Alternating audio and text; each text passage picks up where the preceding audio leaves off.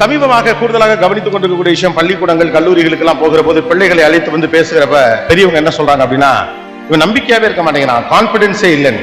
Social மீடியால போய் பாத்தீங்கன்னா அவ்வளவு மோட்டிவேஷன் ஸ்பீச்சஸ் இருக்குது, புத்தகங்கள்ல கூட மோட்டிவேஷன் புத்தகங்கள்லாம் அதிகமாக விற்பனையாகிறது. ஆனால் ஏன் நம்பிக்கை இல்லாமல் இருக்கிறார்கள்?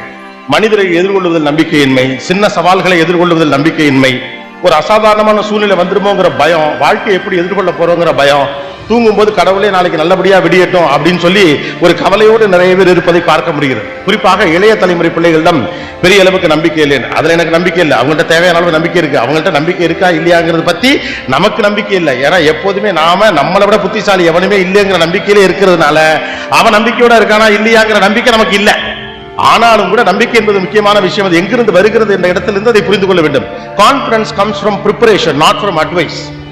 நம்பிக்கை என்பது தயாரிப்பிலிருந்து எப்படியெல்லாம் அவர் ப்ரிப்பேர் பண்றாரோ அதை வைத்து தான் ஒருத்தருக்கு நம்பிக்கை வரும். வாழ்க்கை குறித்த சின்ன புரிதல் வேண்டும் என்றால் அதற்கான தயாரிப்பு இருக்கணும். மாறாக நம்முடைய வீடுகள் என்ன நடந்துகிட்டு இருக்குன்னா பெரும்பாலும் அறிவுரைகள் மட்டுமே நடந்து கொண்டிருக்கிறது. நம்பிக்கையோடு இரு, எரிமலை போல இரு, எதிர்கொண்டு அடி, ஓடு, ஒடியாரு, உட்காரு, எந்திரி, பூரா பேரும் மோட்டிவேஷன் ஸ்பீக்கராகவே இருப்போம் வீட்டுல எல்லாம். ஏன்னா கன்ஸ்ட்ரக்டிவா இருக்கணும் அப்படின்னு சொல்லி பிள்ளைகளை ரொம்ப கான்பிடண்டா வளர்க்கிறேன் பேர் வழி அப்படின்னு சொல்லிட்டு செஞ்சுட்டு. அதல்ல நம்பிக்கை எதன் அடிப்படையிலிருந்து வருகிறது என்றால் தயாரிப்பின் அடிப்படையிலிருந்து வருகிறது. சிறு வயதிலிருந்து பிள்ளைகளை எதிர்காலத்திற்கு தேவைப்படக்கூடிய அளவு தயாரிச்சுக்கிட்டு இருக்கணும். அறிவை மட்டும் ஊட்டி வளர்ப்பதன் வழியாக ஒரு பிள்ளையை தயாரித்து விட முடியாது. உங்க அம்மா பாலா இப்போ 45 வயதுல 50 வயதுல இருக்கக்கூடியவர்கள் ஒருத்தர் முன்னால இப்படிங்கிறார், ரொம்ப வேகமா போதா? ஓகே, புரியுதுல? இது ஒரு பிரச்சனை இருக்கு. கடகடன் போயிட்டோம்னு சில பேர் அண்ணே ஃபாஸ்டா பேசுறாங்க, அண்ணே ஃபாஸ்டா பேசுறாரு அப்படிங்கிறார் ஒருத்தர். ஓகே, ரொம்ப வேகமா போற மாதிரி தான் கொஞ்சம் ஸ்லோ டவுன் பண்ணுங்க. எனக்கு என்ன கூட்டம் இருந்துச்சுன்னா ஸ்பீச் ஃபாஸ்ட் ஆயிடும். கவனிப்பாங்களோ இல்லையோங்கிற பதட்டத்துல நம்மளும் ஃபாஸ்டா அதிகப்படுகிறது. 45 வயசுக்கு மேல இருக்கவங்களா கவனிச்சு பாத்தீங்கன்னா சில விஷயங்கள் நம்ம வீடுகளில் பயிற்சி கொடுத்துருப்பாங்க, ஒரு ரொட்டீனுக்குள்ள நம்மளை கொண்டு வந்திருப்பாங்க. ஆனா இப்ப அந்த பயிற்சிகள் கொடுப்பது கிடையாது. நன்கு படி, நல்லா மார்க்கெடு, ஸ்போர்ட்ஸ்ல பெரிய ஆளாகு, இப்படி ஆக்கும், காசு சம்பாரி, சொத்து சம்பாரின்னு சொல்லிக் கொடுக்கிறோமே ஒழிய அதை சம்பாதிப்பதற்கு தேவைப்படக்கூடிய மனதிடத்தை பெறுவதற்கான தயாரிப்பை நாம் உருவாக்குனதே கிடையாது. ஒரு பணத்தை சேர்ப்பது எப்படி என்பதை பணம் சம்பாதித்த பிறகு ஒருவன் கண்டுபிடிக்கவே முடியாது. பணம் சம்பாதிச்சவனை செலவு பண்ணணும் தான் தோணும், பணம் சேர்ந்தவனை செலவு பண்ணணும் தான் தோணும். ஏன் தோணுது அப்படின்னா அதை எப்படி சேமிக்கலாம் என்ற பிரிப்பரேஷன் சிறு வயதில் அவருக்கு சொல்லித்தரப்படவே இல்லை.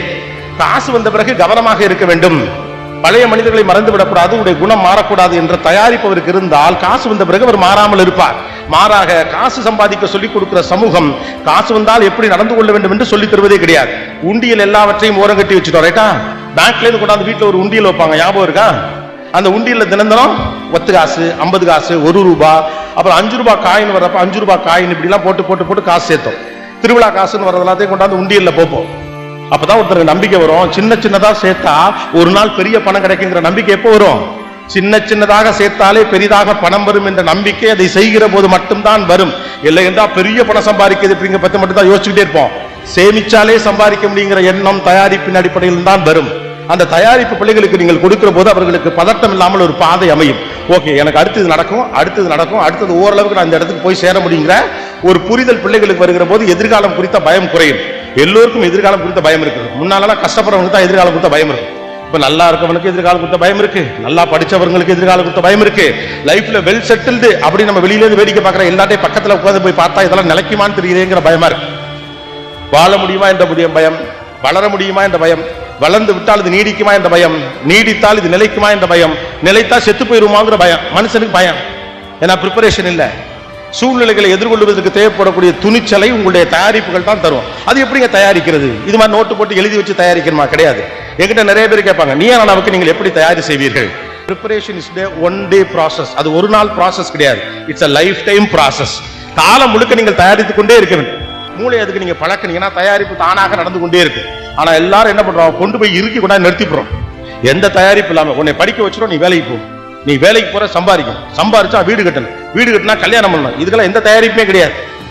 யாரோட பேச விடுறது இல்லை, யாரோட பழக விடுறது கிடையாது. அப்புறமா மூணாமூஞ்சியாக இருக்கிறான். எப்படி இருப்பான்? மனிதர்களை எதிர்கொள்வதற்கான பழக்கம் சிறு வயதிலிருந்து இருக்கணும். அதெல்லாம் சொந்தக்காரங்க வீட்டுக்கு அனுப்பி வைக்கிறது. It's a preparation.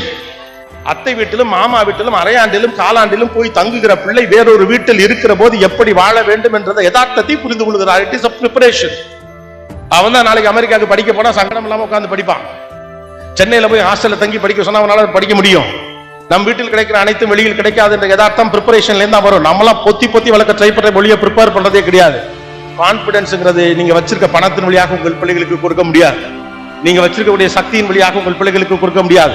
உங்கள் பிள்ளைகளை நீங்கள் தயாரித்தாலே ஒழிய அவர்கள் தகுதியான நம்பிக்கை மிக்க மனிதர்களாக மாறவே முடியாது. Let us prepare our kids to face the consequences, positivity or negativity, whatever it may be. Let us prepare our kids, not just in education. This is point number 1. I just wanted to share with people. இரண்டாவது முக்கியமான விஷயம், life கொஞ்சம் போர் அடிக்கட்டும். இப்போ இது ஒரு பெரிய பிரச்சனை. Every other minute to be very கன்ஸ்ட்ரக்டிவா இருக்கணும், ப்ரொடக்டிவா இருக்கணும். சும்மா எவனாவது இருந்தானா அவனெல்லாம் எங்க கொண்டு சேர்த்து போறாங்க, உருப்படாத லிஸ்ட் கொண்டு சேர்த்துறாங்க. சத்தனே சும்மா தான் இருக்கட்டும், என்ன பிரச்சனை? எதையாவது செய்து கொண்டே இருக்க வேண்டும் என்று ஏதாவது அவசியம் இருக்கிறதா? எதையாவது நீங்கள் செய்து கொண்டே இருக்கிற போது எதை சரியாக செய்ய வேண்டும் என்று உட்கார்ந்து யோசிக்கிறதுக்கான நேரம் கிடைக்காம போயிடும். எப்போதும் எதையாவது செய்து கொண்டிருக்க வேண்டும் என்ற அவசியம் இல்லை.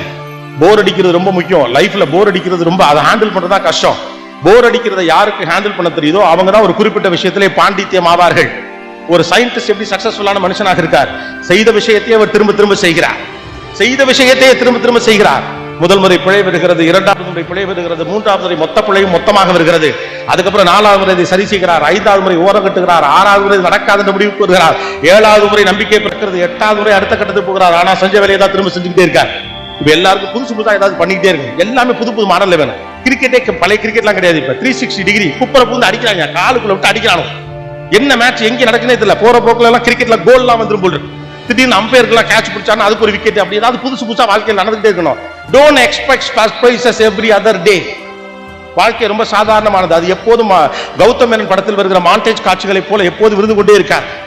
முதல் வருஷம் கல்யாணத்தன்னைக்கு, இப்ப கல்யாண நாள் அன்னைக்கு வீட்டுக்காரு வெளியில கூட்டிட்டு போவாப்ல. ரெண்டாவது வருஷம் ஒரு சேலை வாங்கிட்டு வருவாப்ல. மூணாவது வருஷம் மறந்துருவாப்ல. இவ்வளவுதான் மனுஷ வாழ்க்கை. அந்த ஆள் 50 வயசு வரைக்கும் உங்களை சர்ப்ரைஸ் பண்ணணும்னு சொல்லிக்கிட்டே இருக்கிறதுக்கு என்ன எப்படி? அப்படியெல்லாம் முடியாது. எப்போதும் ஒருத்தர் சர்ப்ரைஸ் பண்ணிக்கலாம் இருக்க முடியாது. உங்களை குதூகலிக்கக்கூடிய விஷயங்களை செய்து கொண்டுதான் உங்கள் வாழ்க்கையை நீங்கள் மகிழ்ச்சியாக வைத்திருக்க முடியும் என்றால் உங்களுக்கு வாழ்க்கை மீது நம்பிக்கை இல்லை என்ற அர்த்தம். ஒரு சகஜமான வாழ்க்கையில யாரால் சந்தோஷமாக இருக்க முடிகிறதோ அவர்தான் ஆசீர்வதிக்கப்பட்டவர்.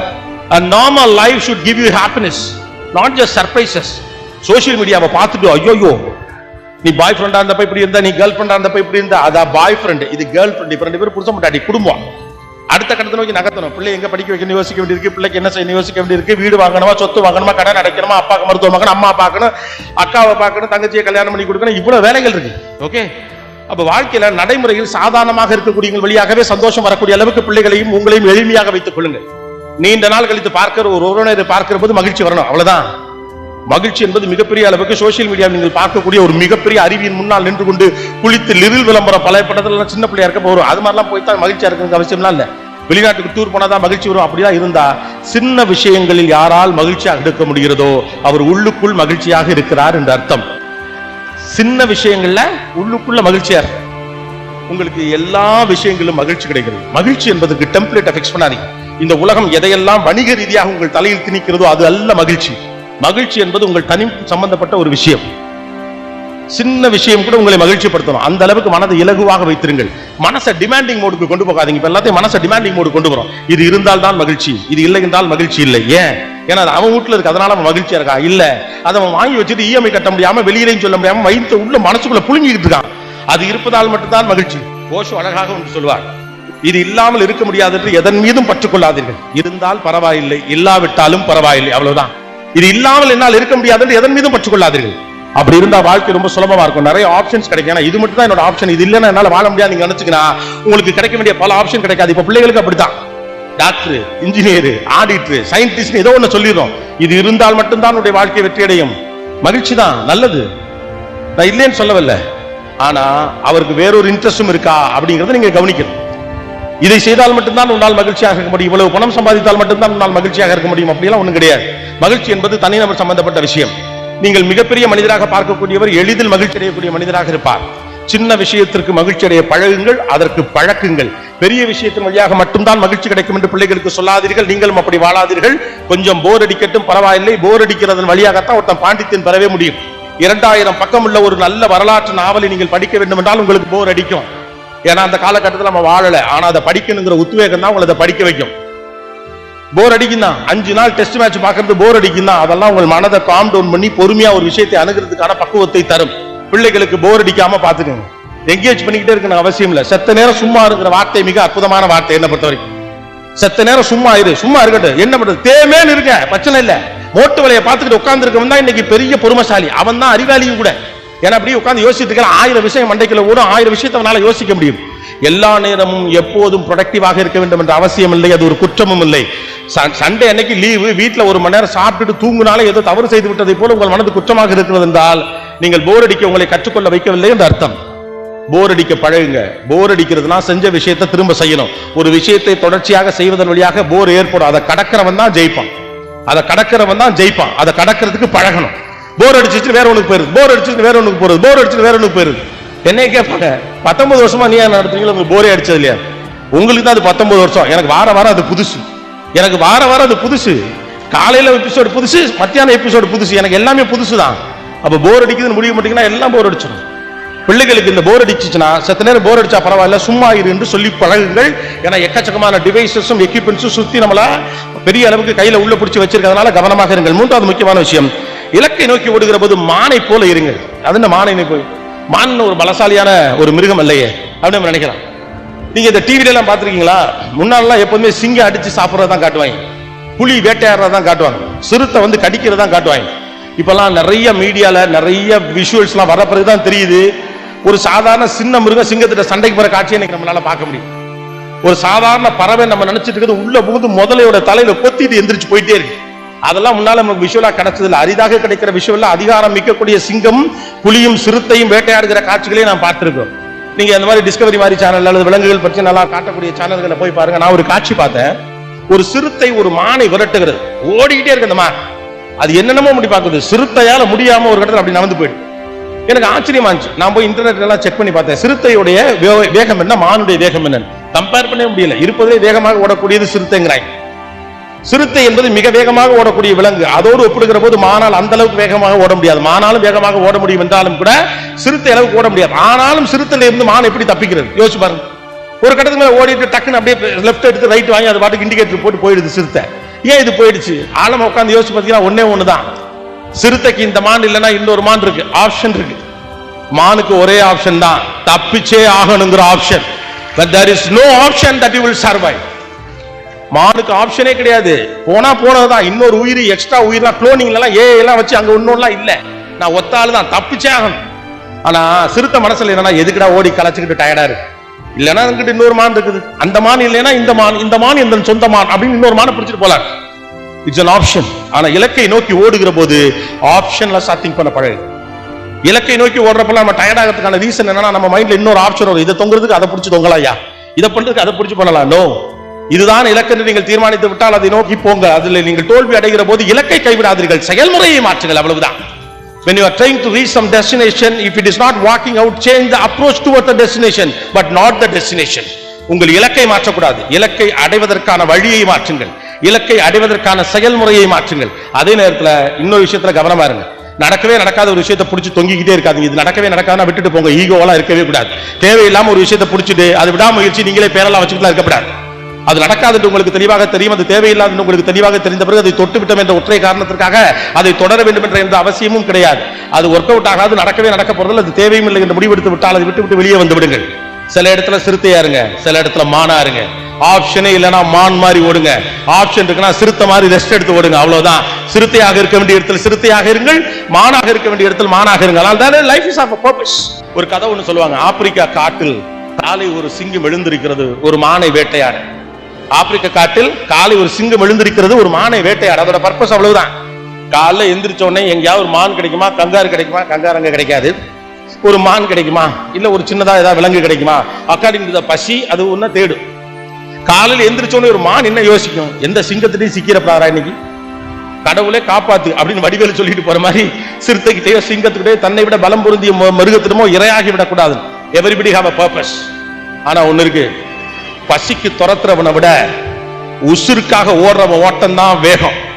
பசிக்கு துரத்துறவனை விட உசுருக்காக ஓடுறவன் ஓட்டம் தான் வேகம். ஆம்பிஷன் அப்படி இருக்கணும், ஆம்பிஷன் அப்படி இருக்கணும், நீட்னா பாயணும்.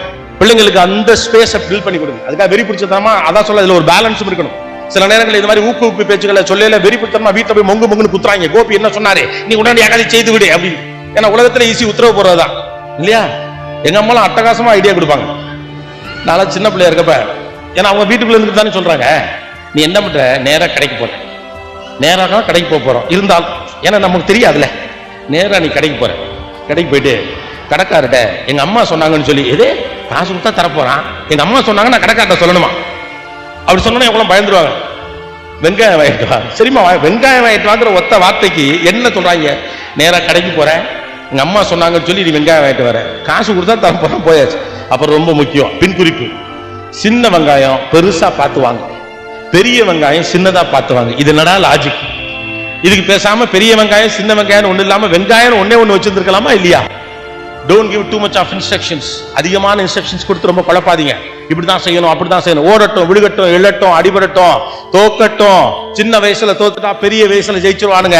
சின்ன வயசுல தோத்து பழகலைன்னா பெரிய வயசுல உயரத்துல இருந்து விழுந்துருவானுங்க. ஏர்லி லூஸ் இட் ஏர்லி அப்படிமா. சின்ன வயசுல தோத்துறணும். சின்ன வயசுல தோத்துட்டா தோல்வியின் வலி என்னன்னு தெரியும், தோல்வியின் சுகம் என்னன்னு தெரியும், தோல்வியிலிருந்து மீள்வது எப்படின்னு தெரியும். 50 வயசுக்கு அப்புறம் தோக்குறத பத்தி பயம் வந்துடும், இமேஜ் வந்துடும், ஐயோ தோக்க கூடாதுங்கிற கவலை வந்துடும், என்னடா பண்றதுன்னு உடம்பு ஒத்துழைக்காது. சிறு வயதில் பிள்ளைகள் தோற்கட்டும், அனுமதியுங்கள், தப்புன்றும் இல்லை. அவர்கள் சிறு வயதிலே தோற்கிற போதெல்லாம் அடுத்து நீ மீண்டும் வரக்கூடிய வாய்ப்பு உனக்கு இருக்கிறது என்ற நம்பிக்கை மட்டும் அவர்களுக்கு கொடுங்கள், போதுமானது. வீண் முயற்சியை விடாமுயற்சி என்றும் சொல்லாதீர்கள். சில இடங்களில் சிறுத்தையை போலிருங்கள், சில இடத்தில் மானை போலிருங்கள். அடுத்தது உள்ளுணர்வு சொல்லுவதை கேளுங்கள். ஊர் சொல்றதெல்லாம் அப்புறம் கேட்கலாம், கோபிநாத் சொல்றது இல்ல வேறு யாரும் பேசும்போது நீங்கள் கேட்பது, ஈவன் புத்தகங்கள் சொல்லுவது, பக்கத்து வீட்டுக்காரர் சொல்றது, ஏத்து வீட்டுக்காரர் சொல்றவரே நம்ம குடும்பத்துல இந்த மேல வச்சுக்கோனே, ஏன்னா பாதி பேச்சு முடிஞ்ச பிறகு சொல்றீங்களே, அப்ப இது வரைக்கும் கேட்கலையா? இப்ப பெட்டரா இருக்கா? ஓகே, ஒரு டிஷ்யூ பேப்பர் இருக்குமா? இதை கொடுங்களேன், கட்சியை மறந்துட்டு வந்தேன். உள்ளுணர்வு சொல்லுவதை கேளுங்கள். அடுத்தவர் சொல்லுவதை கேட்பதெல்லாம் நல்ல விஷயம் தான், அதெல்லாம் அப்புறம் இருக்கட்டும். எல்லோருக்கும் உள்ளே ஒரு சத்தம் ஒன்று கேட்டுக்கொண்டே இருக்கு. அந்த கட் ஃபீலிங் நீங்க வச்சுக்கலாம், அல்லது ஆழ்மனதின் குரல் என்று வச்சுக்கலாம், என்ன மாதிரி தலைப்புனால் நீங்க வச்சுக்கோங்க. ஏன்னா உங்களை பற்றி நன்கு அறிந்த ஒரு ஆளின் பெயர் உங்கள் ஆழ்மனம் தான். அதுக்கு தான் நீங்க யாருன்னு தெரியும், எந்த நேரத்தில் எப்படி பிஹேவ் பண்ணுவீங்கன்னு தெரியும். வெளி பார்வைக்கு நீங்கள் பலசாலியாக இருந்தாலும் இந்த விஷயத்தில் இவன் பயந்தாங்கொள்ளிதான் என்பது அந்த உள் மனதுக்கு தெரியும். மனதின் குரல் ஒன்று எப்பொழுதுமே கேட்டுக்கொண்டிருக்கும், சின்ன வயசுல இருந்தே கேட்கும். அதுக்கு தான் கரெக்டா தெரியும், இது உனக்கு ஒர்க் ஆகும், ஒர்க் ஆகாது. இந்த மாதிரி இவன் கெட்டவன் கூட பழகாதது சொல்லும், இவன் உண்ட காரியத்துக்காகத்தான் பழகிறான், கவனமாக இரு அப்படின்னு சொல்லும். டே உன்னை ஏத்தி விடுறாண்டா, உசுப்பேத்தி விடுறாண்டா, காது கொடுக்காதன்னு அது சொல்லும். இதை செய்து கொண்டிருப்பது தவறு என்று அது சொல்லும். இந்த அளவுக்கு மேல் நீ சாப்பிடாதே என்று சொல்லும். இந்த விஷயத்தை நீ கன்சியூம் பண்ணாதே என்று அது சொல்லும். தேங்க்ஸ் தம்பி, அடேப்பா ஒரு வார்த்தை கொடுத்துட்டாப்ல. நம்ம நாட்டோட பிரச்சனை ஒண்ணு கிடைக்காது, கிடைச்சதுன்னா என்ன விடுறதுன்னே தெரியாது, மொத்தமா கிடைக்கும். ஆழ்மனது தான் உங்களுடைய பர்சனல் செக்ரட்டரி, அதுக்கு உங்களை பத்தி நல்லா தெரியும். It will give you indications. சின்ன வயசுல பிள்ளைகள்கிட்ட ஆழ்மனது சொல்றதை கேட்க பழகுங்க. ஆனா நம்ம பிரச்சனை என்ன தெரியுமா? ஆழ்மனதாவது அதாவது உர்றா, நான் சொல்றதை கேளு, அதிகாரம் தான் பெருசு என்று நினைக்கிறீர்கள். ஆழ்மனதா ரொம்ப எம்பத்தட்டிக்கா இருக்கு. என்னை காப்பாற்றலாம் அதனுடைய முதல் வேலை, என்னை சரி பண்றதா என்னுடைய முதல் வேலை. உடம்பினுடைய பாகங்கள், அந்த உடம்பை முதல்ல காப்பாற்ற ட்ரை பண்ண தெரியுமா? இந்தியன்ஸ்லாம் சீக்கிரமா ஒபீஸ் ஆவாங்க அப்படின்னு சொல்லுவாங்க. ஏன்னு தெரியுமா? இந்தியாவிலிருந்து சில குறிப்பிட்ட திசை நோக்கி இருக்கக்கூடிய பல நாடுகளை சேர்ந்தவர்கள் சீக்கிரமே உடம்பு குண்டு ஆயிடுவாங்க, ஒபீஸ் ஆவாங்க அப்படின்னு சொல்லுவாங்க. ஏன் அப்படின்னா அந்த பகுதிகள் எல்லாம் பல நூறாண்டுகளுக்கு முன்பு பெரும் பஞ்சபூமியாக இருந்த பகுதிகள். அந்த காலகட்டத்தில் மனிதனுக்கு என்றைக்கு உணவு கிடைக்கிறதோ அன்றைக்கு தான் சாப்பிடுவான், செத்து போயிடுவான். ஒரு நாள் சாப்பிடுவான், 2ஆம் நாள் எக்கச்சக்கமா சாப்பிடுவான், கிடைச்சிச்சுன்னு எக்கச்சக்கமா சாப்பிட்டு வயிற்று ஃபில் பண்ணி பார்ப்பான், 10 நாள் சாப்பிடாம கிடப்பான். அப்படியான ஒரு தொடர்ச்சி நீண்ட நெடுங்காலம் இருந்த பகுதிகள்லாம் உண்டு. அங்க இருக்கக்கூடிய பகுதிகள்லாம் இன்னமும் கூட அந்த பாடியோட மெட்டாபாலிசம் டிசைன் எப்படி இருக்குன்னு கேட்டீங்கன்னா, நீங்க 8 இட்லி சாப்பிட்டு ஏன் தெரியுமா பசிக்குது? அது நீங்க சாப்பிட்ட 5 இட்லியே முதல்ல ஃபேட் ஆகி. ஏன்னா இந்த கிறுக்கு பையன் நாளைக்கு சாப்பிடுவோம்னா சாப்பிடாதான்னு தெரியாது, இந்த உடம்பை காப்பாற்றணும், அதனால நாளைக்கு சாப்பிடாட்டியும் உசுரோடு இருக்கிறதுக்காக அது சக்தியாக அதை மாற்றி வைத்துக் கொள்ளும். இத்தனை நூறாண்டுகள் கடந்தும் கூட இன்னமும் மூளை நம்பவில்லை நம்மை, நாம் 3 வேளையும் சரியாக சாப்பிடுவோம். இப்ப 7 வேளை சாப்பிடுற திரைக்கு, நைட்டு 11 மணிக்கு ஸ்விக்கியில் ஆர்டர் பண்ணி சாப்பிட்றோம், நடுவில் 11 மணி 12 மணிக்கு சாப்பிட்றோம், காலையில் 3 மணிக்கெல்லாம் மெட்ராஸில் பிரியாணி விற்கிறாங்க, கூட்டமாக எக்கச்சக்கமான பேர் போய் சாப்பிட்றோம்.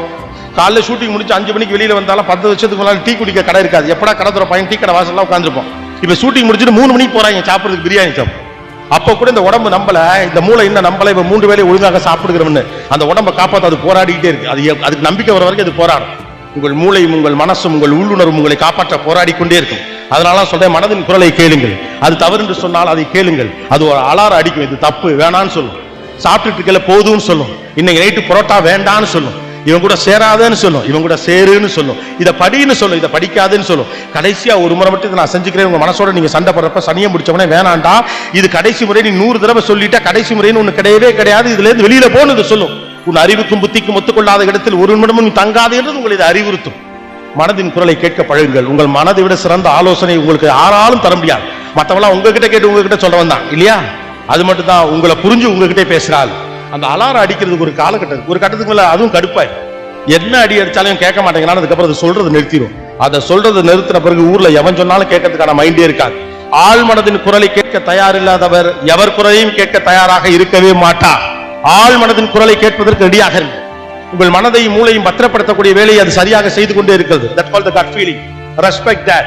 உள்ளுணர்வு உங்களுக்கு ஒன்று சொல்லுகிற போது அதை செய்யுங்க. கவனமாக இருங்கள், அதை மதியுங்கள்.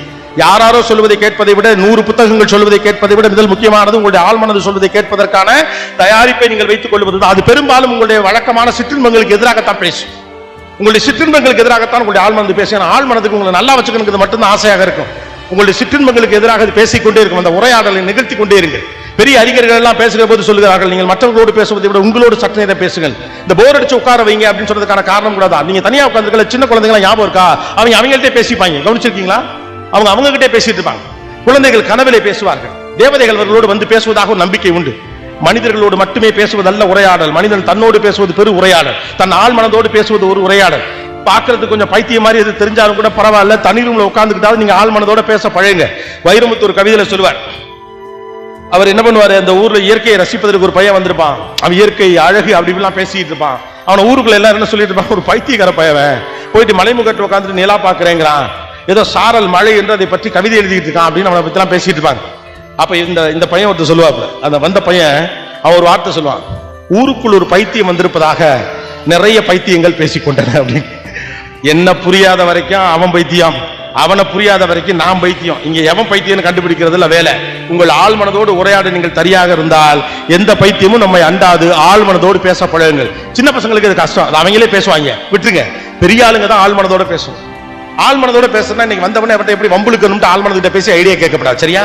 இன்னைக்கு செத்தாண்டா சேகர், இவனை உள்ள வந்தவனே சிக்க வைக்கணும்டா அப்படின்னு சொல்லிட்டு 15 வருஷத்துக்கு முன்னால் நடந்த பஞ்சாயத்தெல்லாம் இழுத்தாந்து இன்னைக்கு எப்படி பேசுறதுன்னு ஆள் மனதிட்ட எல்லாம் பேசக்கூடாது.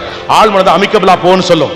மனிதனுடைய பிழைகளை ஏற்றுக்கொள்ள பழகுன்னு சொல்லும். அடுத்தவனை எந்த இடத்தில் மன்னிக்க வேண்டுமோ, எந்த அளவுக்கு விட்டுக் கொடுக்க வேண்டுமோ அந்த அளவுக்கு விட்டுக் கொடு என்று பேசும். அது உங்களுக்காக நிற்கும். அதோடு நீங்கள் நில்லுங்கள். அடுத்தது, நீங்கள் யாருடைய நேரத்தை செலவிடுகிறீர்கள் என்பது ரொம்ப முக்கியமானது. இதுக்கு முன்னதாக சொன்ன அத்தனை இதோடு தொடர்புடையது. What kind of a peer that you people build that matters. யார் மாதிரியான மனுஷங்களோட நீங்க செலவிடுறீங்க? சில பேர் நமக்கு போன் பண்ணுவாங்க, கரெக்டா கவனிச்சிருக்கீங்களா? ஒண்ணு இல்ல மாப்பிள்ள, சும்மா இருக்கேன்னு போன் பண்ணேன், அவன் போனை எடுக்காதீங்க. உங்கள் நேரத்தை மதிப்பிட தெரியாத ஒரு மனிதரோடு நீங்கள் சேருவது அபத்தத்தின் உச்சம். உங்களை வேல்யூ பண்ணாதவன் உங்க நேரத்தை வேல்யூ பண்ண மாட்டான். நான் சும்மா இருக்கேன் போன் பண்ணி எடுக்கிறதுக்கு நீங்க யாரு?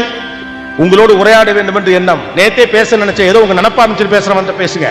நான் சும்மா ஃப்ரீயா இருக்கப்ப போன் பண்ண அந்த பழக்கத்தை நீங்க ஆரம்பிச்சீங்க, உங்களுக்கு டெய்லி 100 கால் வரும். டெலிகாலர்லாம் போன் பண்ணி சும்மா போர் அடிச்சுட்டு உங்கள்கிட்ட பேசுனேன் அப்படிம்பாங்க. உங்கள் நேரத்தை மதிக்காதவர் உங்களை மதிக்காதவர் என்று உங்களுக்கு தெரிய வேண்டும். அல்லது நீங்கள் செய்து கொண்டிருக்கக்கூடிய வேலை மீது அவருக்கு அபிமானம் இல்லை என்று உங்களுக்கு தெரிய வேண்டும். நான் வரும்போது கவனிச்சுட்டு வந்தேன், டிரைவர் 3 போன் வந்துச்சு. 3 போன்லயே அவர் சொல்றாரு, வண்டி ஓட்டிட்டு இருக்கேன் அப்புறம் பேசுங்க. நான் கவனிச்சுட்டே இருந்தேன். யாராவது அதே ஆள் திரும்ப போன் பண்ணாங்கன்னா அது யாருன்னு கேட்போம் அப்படின்னு. நல்ல வேலையா திரும்ப யாரும் அதே ஆள் போன் பண்ணல. சில பேர்லாம் கவனிச்சிருக்கீங்களா இல்லையா? நீங்கள் ஒரு வேலையாக இருப்பதாக சொன்ன போதும் கூட அவர் திரும்பவும் உங்களுக்கு தொலைபேசியில் அழைப்பார். என்ன பண்ணா, என்ன மச்சான் வேலை இல்லையா, சும்மா ஃப்ரீயா இருந்தா தான் உங்களுக்கு கூப்பிட்டேன் பாரு. அவர் ஃப்ரீயா இருக்கப்ப பொழுதுபோக்குறதுக்கான ஒரு கருவி. உங்களை வேலிடேட் பண்ற ஆட்களோட இருங்க. ஏன்னா அவர்கள் ஏற்படுத்தப்படுற வைப்பு தான் ரொம்ப முக்கியமானது. சரியான மனிதர்களோடு பிள்ளைகளை சேர விடுங்கள், நீங்களும் சேருங்க. ஒத்த மனதுடையவரோடு தான் சேர்ந்திருக்க வேண்டும் என்ற அவசியம் இல்லை. ஒரு டீம்ங்கிறது ஒரு குட் காம்பினேஷன். அதில் ஒரு டெவில்ஸ் அட்வொகேட் இருப்பார். நீங்கள் எவ்வளவு உயர்வான இடத்தில் இருந்தாலும் தவறு என்று சொல்லுகிற துணிச்சலோ ஒரு நபர் உங்களோடு இருந்தே ஆக வேண்டும். உங்களை எப்போதும் உசுப்பேற்றிக் கொண்டு நீங்கள் செய்வதுதான் சரி என்று சொல்லக்கூடிய ஆட்களோடு தான் பழக வேண்டும் என்று நமக்கு தோன்றினாலும் கூட தவறை தவறென்றும் சரியை சரி என்றும் சொல்லுகிற சரியான நபர் ஒருவர் உங்களோடு இருந்தால் போதுமானது. உங்களை உசுப்பேற்றி விடுகிற ஒருவரும் உங்களுக்கு தேவையில்லை. அவன் தான் நல்ல நண்பனும் கூட. அவர்கள் தரக்கூடிய விஷயங்கள் அந்த மாதிரியான சர்க்கிள் இருக்குல்ல, அந்த சர்க்கிள் பேசுற விஷயங்கள் தான் உங்க மனசுல ஏறப்போம். அவர்கள் இலக்கியம் பேசினால் உங்க மண்டையில் இலக்கியம் ஏறும். அரசியல் பேசினால் அரசியல் ஏறும். காசிப் பேசினா காசிப் தான் ஏறும். கண்டத கடிதத்தை பேசினா அதுதான் மனசுல ஏறும். மைண்ட் செட் ஆகிறதுங்கிறது சரியான நபர்களோடு சேர்ப்பதா. உங்களுக்கு சம்பந்தப்பட்டவர்களே சில பேர் இருக்கலாம். ஒரு கேரக்டர் இருப்பார், அவரை பார்த்தாலே ஒரு மாதிரி நல்லா இருக்கும். உங்க குடும்பத்தில் கூட ஒருத்தர் இருப்பார், உங்க நண்பர்ல கூட ஒருத்தர் இருப்பார். அப்படி இல்லைன்னு நினைக்காதீங்க, நீங்க போய் கவனிங்க. ஒருவேளை நீங்களே கூட அதுவாக இருக்கலாம். அவர் உங்களோட பெரிதாக பேச வேண்டிய அவசியம் இல்லை, உங்களோட உரையாட வேண்டிய அவசியம் இல்லை, உங்களுக்கு அறிவுரைகள் சொல்ல வேண்டும் என்ற அவசியமும் இல்லை. ஆனால் அவர் உங்களோடு இருந்தாலே மகிழ்ச்சியாக இருக்கும். இவங்கெல்லாம் தான் எனர்ஜி கிவர்ஸ்னு பேர், நமக்கு சக்தியை தரக்கூடியவர்கள். அப்படிப்பட்ட மனிதர்களோடு சேர்ந்து கொள்ளுங்கள். அவர்களிடம் நீங்கள் பணிந்து போவதில் எந்த தவறும் கிடையாது. நீங்கள் நன்றாக இருக்க வேண்டும் என்று நினைக்கக்கூடிய மனிதர்கள் நீங்கள் பக்கத்தில் இருந்தாலே நீங்கள் நன்றாக இருக்க முடியும். மாறாக எப்பொழுதும் தவறான விஷயங்களை பேசி உங்கள் மூளையை குழப்பிக் கொண்டே இருக்கக்கூடிய மனிதர்கள் உங்களுடைய ப்ராசஸிங் லிமிட்ஸை டிஸ்டர்ப் பண்ணிட்டே இருப்பாங்க. அவங்கள்ட்ட நீங்க கவனமாக இருங்க. அவங்களால் எந்த ஆதாயம் உங்களுக்கு கிடைத்தாலும் பரவாயில்லை, அவர்களிடம் நீங்கள் வெளியே வருவதுதான் புத்திசாலித்தனம். Set a proper pier group. உங்களை சுவாரஸ்யப்படுத்தக்கூடிய, உங்களை என்டர்டெயின் பண்ணக்கூடிய கிரௌடோட மட்டும் தான் நீங்க இருக்கணும். நீங்க நினைச்சீங்கன்னா உங்களுக்கு தேவையான தகவல் உங்களுக்கு கிடைக்கவே கிடைக்காது. போர் அடிச்சாலும் அவர் பேசுற விஷயத்துல அற்புதமான விஷயங்கள் இருக்குன்னா அவரோட பேச பழகுங்க. அதுதான் அறிவு. எது புரியுதோ அதை மட்டும் புரிஞ்சுக்கிறதுக்கு பேர் அறிவு இல்லை. எது புரியலையோ அதை நோக்கி நகர்வதுதான் அறிவு. புரிந்ததை ஏற்றுக்கொள்வது அறிவு இல்லை. தெரிந்ததிலிருந்து தெரியாது கிட்டது சில ஞானம். தெரிந்ததிலிருந்து தெரியாது கிட்டு செல்வது ஞானம். தெரிந்ததே இது வந்து தெரியாமல் இருக்கிற போது தெரிந்ததிலிருந்து தெரியாதை தெரிந்து கொள்வது எப்படி அப்படின்னு ஈரோடு தமிழன்பன் சொல்வார். தெரிந்ததிலிருந்து தெரியாது கிட்டு செல்வதுதான் ஞானம். தெரிஞ்ச விஷயத்தை திரும்ப திரும்ப பேசிக்கிட்டு நான் அறிவாளி நீ அறிவாளி மாத்தி மாத்தி ஒருத்தனை புகழ்ந்துக்கிட்டு என்ன புண்ணியம் இருக்குது? Go to the places. உங்களை விட உயர்வான தகுதி கொண்டவர்களோடு பழகுங்கள். உயர்வான தகுதினா கல்வியில, எம்பத்தில, குணத்துல, பண்புல அவர்களோடு பழகுவதற்கு முயற்சி செய்யுங்கள். அவர்கள் ஆட்டத்தில் உங்களை சேர்த்துக்கலாம். கூட போய் நில்லுங்க. கூட இருந்த கோவாலு மாதிரி கூட இருங்க. கூட இருந்த குமார் மாதிரி கூட இருங்க. ஒரு நாள் நீங்களே குமார் ஆயிருவீங்க. கூட இருந்த குமாரா இருந்தவெல்லாம் குமார் ஆயிருவா இல்லையா? அவங்க உங்க ப்ராசஸையும் தாட்ஸையும் மாத்துவாங்க. ஒரு விஷயத்தை இத்தனை கோணத்தில் சிந்திக்க முடியும் என்ற தகவல்களை அவர்களிடம் தான் நீங்கள் பெற முடியும். அவர்களோடு நீங்கள் பழகுவது, அப்படிப்பட்ட நபர்களோடு நட்பு பாராட்டுவது, உங்களுடைய லிஸ்ட்ல நீங்க இருக்கிறது, உங்களுடைய வாட்ஸ்அப் குரூப்ல நீங்க இருக்கிறது 4 புத்தகம் படித்ததுக்கு சமமான ஒரு விஷயம். காலை எழுந்தவுடன் அவர் உங்களுடைய தொலைபேசியில பேசுகிற போது நேற்று ஒரு புத்தகம் படித்தேன், அந்த புத்தகத்தில் இப்படி ஒரு விஷயம் இருந்து பேச ஆரம்பிப்பார். இன்னொரு நண்பர் உங்களுக்கு தெரியுமா இந்த விஷயம் அப்படின்னு காலையிலே நம்ம தலையில குப்பை எள்ளி ஒருத்தர் போடுவார். உங்களுக்கு குப்பை தொட்டி குப்பை கவுத்து வைங்கள். அதுல ஏற்கனவே 1000 குப்பை இருக்கு. ஊராமட்டு விஷயத்தெல்லாம் தெரிஞ்சுக்கிறதுக்கு என் குப்பையில இடம் இல்லை, என் பிரச்சனை அவ்வளவு இருக்குது. நல்ல விஷயங்களை சேகரிப்பதற்கு தேவைப்படக்கூடிய மனிதர்களோடு எப்போது நாம் பழக ஆரம்பிக்கிறோமோ வாழ்க்கை ஆட்டோமேட்டிக்கா நல்லதா மாறிடும். When you are with the right people, you will be in the right spot. If you are the wrong people, you will lead to the wrong place. That's it. Be with the right people, go with right people, lead with right people. The next important thing, யாரையும் Impress பண்றதுக்காக உங்க வாழ்க்கையை அடமான வைக்காதீங்க. இது ஒரு பெரிய பிரச்சனை. Especially after the social media era, we just wanted to impress people. We don't want to live on our own. நமக்கு பிடித்த மாதிரியான ஒரு வாழ்க்கையை வாழ விரும்புவதை விட அடுத்தவர்களை இம்ப்ரெஸ் பண்ற ஒரு வாழ்க்கையை வாழ்றது தான் பெரிய பேர்னு. ஊர் மெச்ச வாழணும்னா நினைக்காத, நம்ம சந்தோஷம் தான் முக்கியம்னு பெரியவங்களா ஒரு காலத்துல சொன்னாங்க. இப்ப எல்லாரும் சொல்ல வேண்டியது, அதை சொல்ல வேண்டிய இடத்துல கூடிய பெரியவங்களே அந்த இடத்துல இருக்காங்கிறதா இப்ப இருக்கக்கூடிய பிரச்சனை. யாரையாவது இம்ப்ரெஸ் பண்றதுக்காக நீங்க வாழ ஆரம்பிச்சீங்கன்னா கடைசி வரைக்கும் அவங்களுக்கு என்ன பிடிக்குமோ அதை நீங்க செஞ்சுட்டு இருப்பீங்க. உங்களுக்கு பிடிச்ச ஒண்ணு உங்களால செய்யவே முடியாது. இந்த வாழ்க்கை நான் வாழ்றதுக்காக வந்ததுதான். யாரையோ இம்ப்ரெஸ் பண்றதுக்காக என் வாழ்க்கையை அடமான வைக்க முடியாது. கடைசி நீங்க அவங்களை இம்ப்ரெஸ் பண்ணி என்ன பண்ண போறீங்க? உன்னை தோக்கடிச்சிட்டேன் நீங்க ஒரு டயலாக் பேச முடியும். இல்ல மிஞ்சி போனா சரிப்பா போப்பான்னு தாள் சொல்ல போறாரு. இதுக்கு எதுக்கு வேண்டாம் இருப்பா பிள்ளைய பேரு காண்டாமிருக்கன் பேர் வச்ச கதையா 10 வருஷம் அந்த ஆளை இம்ப்ரெஸ் பண்றதுக்கு மேல பார்த்துட்டு இருக்கணும். அதுவும் பிடிச்சவங்களை இம்ப்ரெஸ் பண்றது கூட நம்ம கவலைப்படுறது கிடையாது. பிடிக்காதவங்களை இம்ப்ரெஸ் பண்றதுக்கு தான் அவளை டைப் பண்ணும். நம்ம குடும்பத்தில் ஒரு சித்தப்பாவோ மாமாவோ இல்ல பக்கத்து வீட்டுக்காரோ யாரோ பணக்காரோ ஒருத்தர் நம்மளை அவமானப்படுத்திருப்பாரு, அந்த ஆளை இம்ப்ரெஸ் பண்ணி அசத்தி காட்டுறோம் பாருங்க. இதான் உங்க வாழ்க்கையோட நோக்கம். அப்படியே தம்பி வெரி குட் இருந்தாலும் போயிட்டே இருப்பான். எதுக்காக நம்ம திட்டமே தெரியாம இருந்தாலும் போயிட்டு பாரு. இதுக்காக நீங்க ஏன் போராடிட்டு இருக்கீங்க? When you try to impress someone else, that you will not live your own life and it is not at all necessary. இந்த பேச்சை கூட நான் உங்களை இம்ப்ரெஸ் பண்ண பேசலாம் ட்ரை பண்ணவே இல்லை. என் மனசுல பட்டது உங்கள்கிட்ட பேசணும், அவ்வளவு மட்டும்தான். இம்ப்ரெஸ் ஆனா ஆயிக்கங்க, ஆவாட்டி போங்க, அது பிரச்சனை கிடையாது. The purpose will not get solved when you are trying to impress people. அது ஒரு காலகட்டம். Impress yourself. ஆஹா என்னடா கலகிட்டேன். இந்த பேச்சு முடிஞ்சு நான் கார்ல போறப்ப என் மனைவி கிட்ட போன போட்டு நல்லா பேசிட்டேன் நான் சொல்லிட்டேனா இந்த பேச்சு நல்ல பேச்சு, அவ்வளவுதான். வேற வேலிடேஷன் எனக்கு வேண்டியது கிடையாது. என் மனசுக்கு அது தெரியும். ஓ நல்லா இருந்துச்சு எப்படி இருந்துச்சு இதெல்லாம் அடிப்படையில் தெரிஞ்சுக்கிறது. ஆனா உங்களை இம்ப்ரெஸ் பண்ணணுங்கிறதுக்காக ஒரு பேச்சை நான் பேச ஆரம்பிச்சா உங்கள்ட்ட பேச வேண்டிய விஷயம் விலங்கிட்டு போயிடும். உங்களுக்கு என்னெல்லாம் சொன்னா கைத்தட்டுவீங்களோ அதை மட்டும் நான் பேசிக்கிட்டே இருப்பேன். உங்களை கைத்தட்ட வைக்கிறது எனக்கு வேலை இல்லை. நீங்க கைத்தட்டாட்டி உள் மனசுக்குள்ள என்ன திட்டினாலும் உங்கள்கிட்ட உண்மையை சொல்றது மட்டும்தான் வேலை. இந்த இடம் என்பது நீங்கள் எனக்கு கொடுத்த இடம். இந்த இடத்தில் நின்று கொண்டு உங்கள் கைத்தட்டலை பெறுவதை விட நீங்கள் கொடுத்த இடத்திற்கு விசுவாசமாக நிற்க வேண்டும். அப்படிதான் நம்ம பேச்சு கொஞ்சம் அப்படிதான் கேட்கும் போது சில நேரத்தில் எரிச்சலாம் வரும். ஏன் அப்படி திட்டா நம்மள அப்படிலாம் தோணும். அப்ப தப்பா தோணும். வீட்டுக்கு போய் மல்லாக்கப்படுத்து விட்டத்தை பார்த்து யோசிக்கிறப்ப தம்பி சரியாத்தான் சொன்னான்னு தோணும். அப்ப தோணுனா போதும். இப்ப தோணுங்கிற அவசியம்லாம் கிடையாது. நிறைய விஷயங்கள்லாம் சொல்றதுனால எனக்கு பின்னால ஒளிவட்டம் இருக்கு, நான் பெரிய அறிவாளி அப்படிலாம் இல்ல. இந்த தவறுகள் எல்லாத்தையும் முன்னாலே செஞ்ச அனுபவசாலின்னு வேணா நம்ம வச்சுக்கலாம். ரைட்டா? நிறைய விஷயங்களை சொல்லுவதற்கான விஷயங்கள் தகவல்களை தெரிந்து கொண்டு மட்டும் இல்ல, நான் செஞ்சது நீ செய்யாத அப்படிங்கிற இடத்துல தான். The very purpose of life is living. வாழ்வதின் அடிப்படை நோக்கம் என்பது வாழ்வது மட்டும்தான். மகிழ்ச்சியாக வாழ்வதற்கு என்ன உண்டோ அதை செய்யுங்கள்.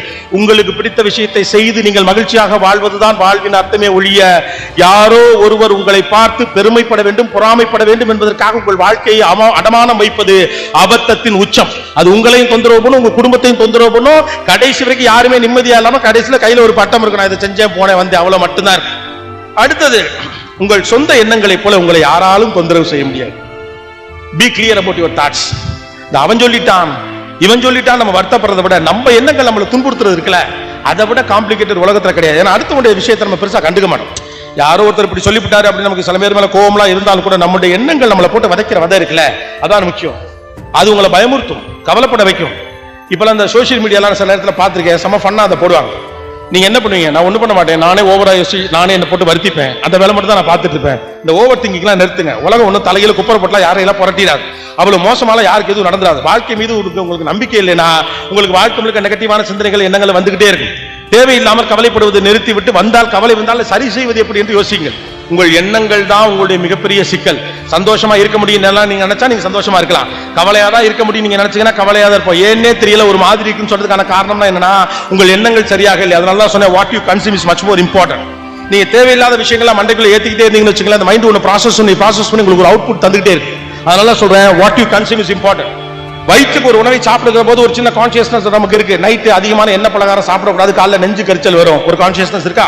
ஒரு குறிப்பிட்ட வயது பிறகு நைட்டு கடினமான உணவுகளை சாப்பிடக்கூடாது, காலையில பாத்ரூம் போறப்ப கஷ்டமா இருக்குன்னு ஒரு கான்சியஸ்னஸ் இருக்கா?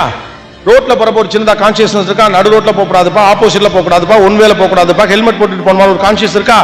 ஆனா நீங்கள் பார்க்கிற, கேட்கிற, படிக்கிற விஷயங்கள் பத்தி உங்களுக்கு என்ன கான்சியஸ் இருக்கு? எனக்கு என்ன கான்சியஸ்னஸ் இருக்கு?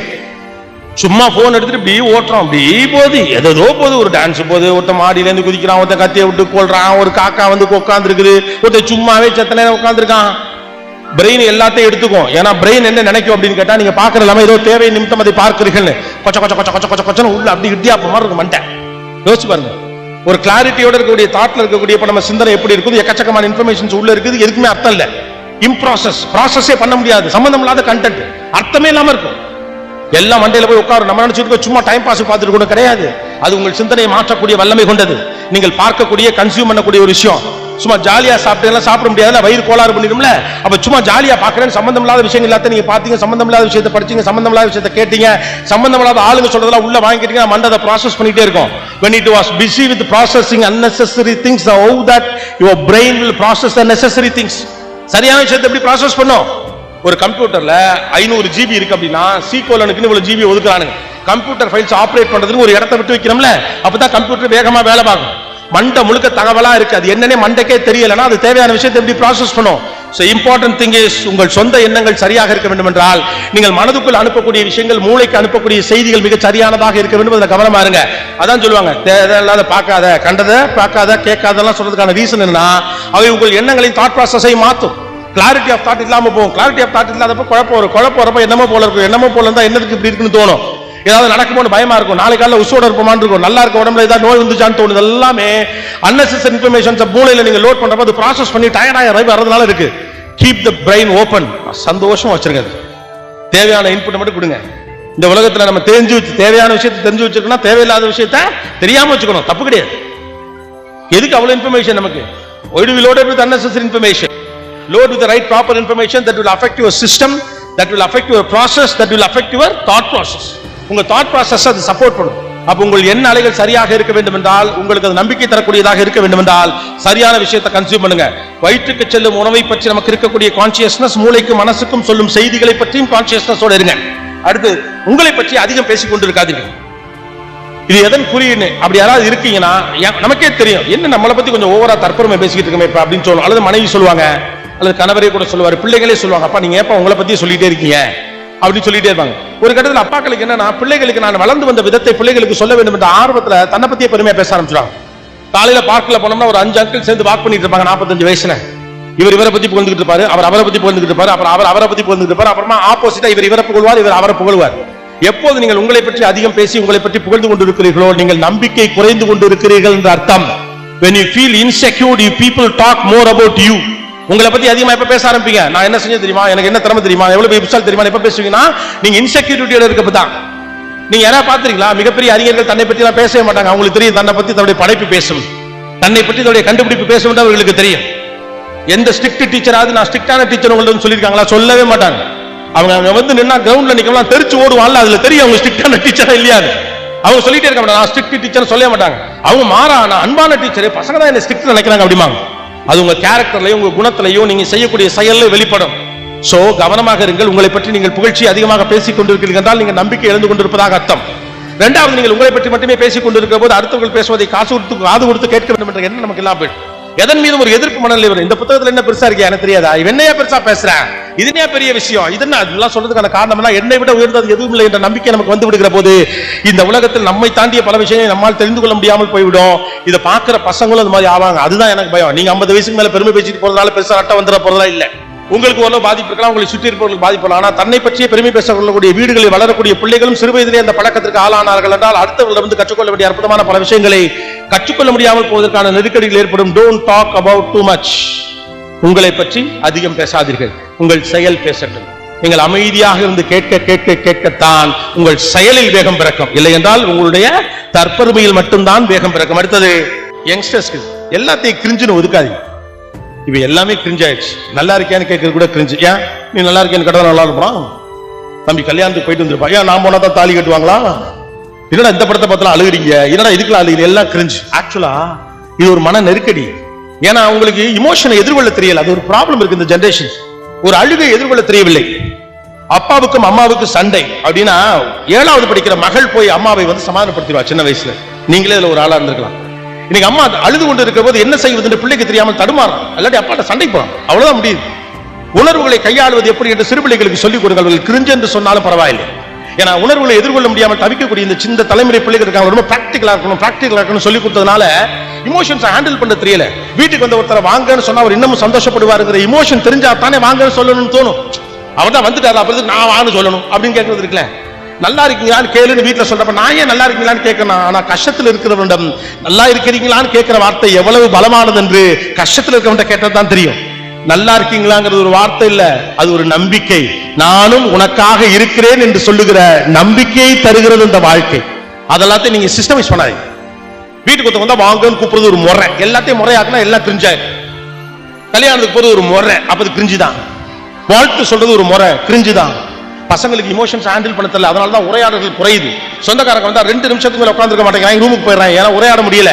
ஒரு உரையாடலை தொடக்குவது எப்படின்னு தெரியல, உறவாடுவது எப்படி என்று தெரியல. இப்படிலாம் போனா பிள்ளைகள் நாளைக்கு தனித்தனி தீவுகளாக மாறுவார்கள். Don't consider everything as cringe. எல்லாத்தையும் கிரிஞ்ச் ஆக்காதீங்க.